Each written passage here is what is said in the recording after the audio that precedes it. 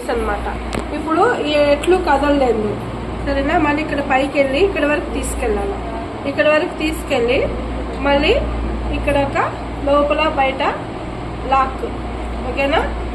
Lock వేసేసామంటే లాగకూడదు, ఎందుకు చినిగిపోతుందో చెప్తాను. ఇలా దారాన్ని ఇలా నీట్గా ఇక్కడికి తీసుకొని వచ్చి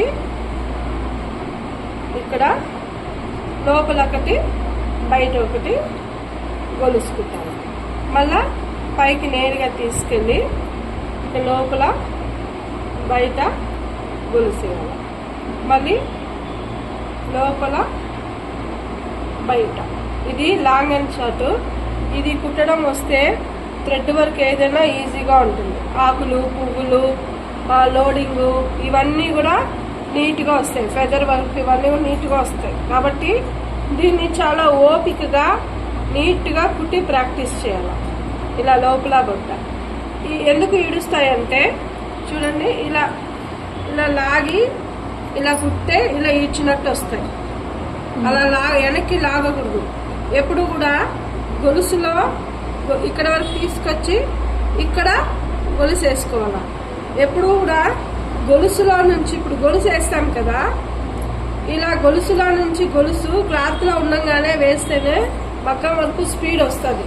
అలా కాకుండా ఇలా తీసుకొని ఈ రెండు గొలుసు తీసి గొలుసులో నుంచి ఇలా గొలుసు వేసామనుకోండి, అప్పుడు కూడా గొలుసు వస్తుంది కానీ మగ్గం వర్క్ రాదు, స్పీడ్ అస్సలు రాదు. అర్థమైందా. ఎప్పుడు కూడా క్లాత్లో ఉండగానే చెప్పినట్టు పైకి వచ్చేటప్పటికి ఇలా రావాలి గొలుసు. క్లాత్లో ఉండగానే లోపల నుంచి బయటకు వచ్చేసేయాలి. అలా కాకుండా ఇలా తీసుకొని ఆ తర్వాత ఇలా లాగారనుకోండి గొలుసు వస్తుందా, ఇలా వెనక్కి లాక్కూడదు. ఎప్పుడు కూడా ఏ పక్క అయితే గొలుసు పోతుందో ఆ పక్కకే సపోర్ట్ ఇలా లాక్కోవాలి. ఇలా లాక్కోవాలి. అలా లాక్కుని ఇలా లాగామంటే గొలుసు రాదు. చూడండి వస్తుందా, చూడు ఇలా లాగితే వస్తుందా, గొలుసు వస్తుందా, రాదు. ఏ పక్కకైతే కుడతామో ఆ పక్కకి సపోర్ట్ చేయాలి. అర్థమైందా అమ్మా.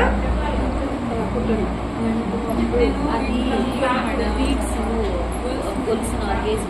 రెండో లైన్ అది కాటన్ సిల్క్ థ్రెడ్ కూడా లేదు, అందుకే చూడమని చెప్పింది. లోపల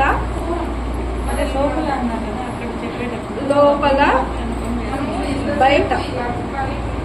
లోపల అంటే మీకు ఇది అర్థం కావాలి, ఇది లోపల ఇది బయట పక్క అనేసి. కాబట్టి ఇక్కడికి వచ్చేసరికి మళ్ళీ లోపల బయట ప్రాక్టీస్.